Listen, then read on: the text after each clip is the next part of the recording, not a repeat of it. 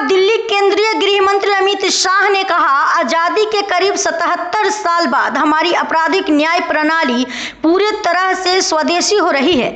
यह भारतीय लोकाचार पर कार्य करेगा।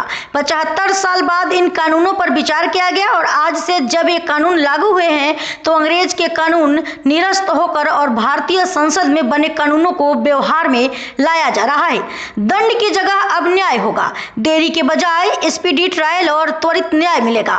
पहले केवल पुलिस के अधिकारों की रक्षा की जाती थी, लेकिन अब पीड़ितों और शिकायतकर्ताओं के अधिकारों की भी रक्षा की जाएगी। मैं विश्वास के साथ कहता हूं कि ये तीनों कानून के लागू होने के बाद सबसे आधुनिक न्याय प्रणाली का सृजन करेगी। बनाए हुए कानून निरस्त होकर भारत की संसद ने बनाए हुए कानून आए। दंड की जगह न्याय लेगा, देरी की जगह स्पीडी ट्रायल और स्पीडी जस्टिस मिलेगा। और पहले सिर्फ पुलिस के अधिकारों की रक्षा की गई थी, अब पीड़ितों के अधिकारों की रक्षा और जो कंप्लेनेंट है इसके भी अधिकारों की रक्षा करने का काम होगा। तो एक नए नजरिए के साथ ये तीनों कानून आज सुबह से ही, मतलब कल मध्यरात्रि से काम करना शुरू किए हैं। अब इंडियन पिनल कोड, जिसको आईपीसी कहते थे, 1860 से जो कानून था, इसकी जगह बीएनएस भारतीय न्याय संहिता आएगी। क्रिमिनल प्रोसीजर कोड, जिसको सीआरपीसी कहते थे, जो 1898 से अमल में था, इसकी जगह भारतीय नागरिक सुरक्षा संहिता बीएनएस आएंगे। और इंडियन एविडेंस एक्ट 1872 से जो इस देश के क्रिमिनल जस्टिस सिस्टम को गवर्न करता था, इसकी जगह भारतीय साक्ष्य अधिनियम बीएसए लागू होगा। तो बीएनएस, बीएनएसएस और बीएसए के लागू होने से पूरी न्याय प्रणाली का आपराधिक कानूनों की पूर्णतया इसके अंदर हम कह सकते अब भारतीय आत्मा है। इसके ढेर सारे प्रावधान ऐसे किए गए हैं जिससे कई समूहों को फायदा होगा। कई सारी दफाएं जो अंग्रेजों के समय से विवाद में रही, इसको हटाकर आज के समय के अनुकूल धाराएं जोड़ी गई है। और कई सारी ऐसी चीजें जिससे भारतीय नागरिकों को परेशानी थी, इसको हटाकर नए प्रावधान किए गए हैं। सबसे पहले हमने इसमें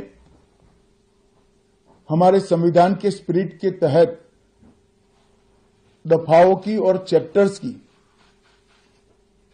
प्रायोरिटी तय की है।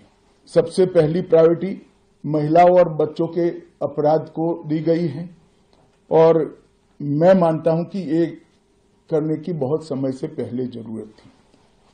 एक पूरा अध्याय इसमें जोड़ा गया है जिसमें 35 धाराएं हैं और 13 प्रावधान हैं, जिसमें गैंग रेप के लिए अब 20 साल की सजा या तो कारावास, आजीवन कारावास, नाबालिग के साथ बलात्कार में मौत की सजा, झूठा वादा पहचान छिपाकर शोषण करने वालों के लिए भी अलग से अपराध बनाया गया है। पहले सुप्रीम कोर्ट के जजमेंट से चलता था।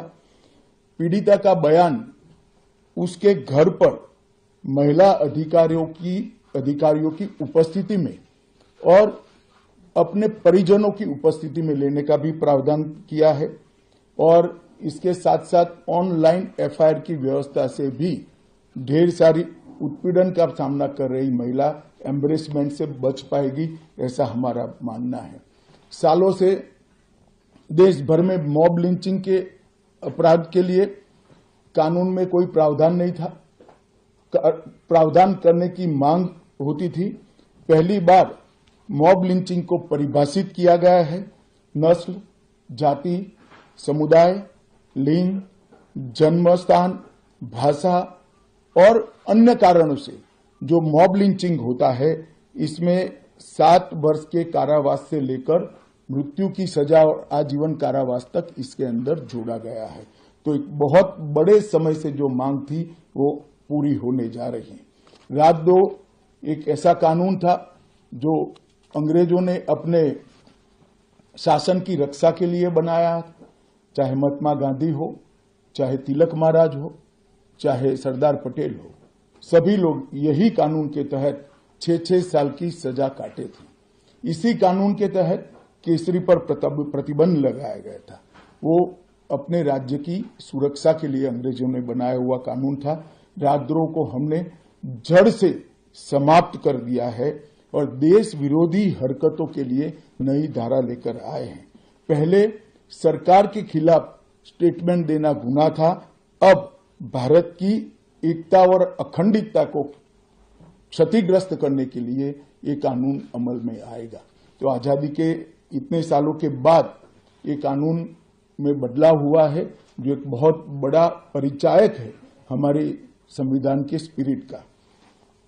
मैं आप सभी के सामने बड़े विश्वास के साथ कहता हूं कि ये तीनों कानूनों के पूर्ण स्पिरिट के साथ देश भर में लागू होने के बाद ये कानून सबसे आधुनिक न्याय प्रणाली का सर्जन करेंगे।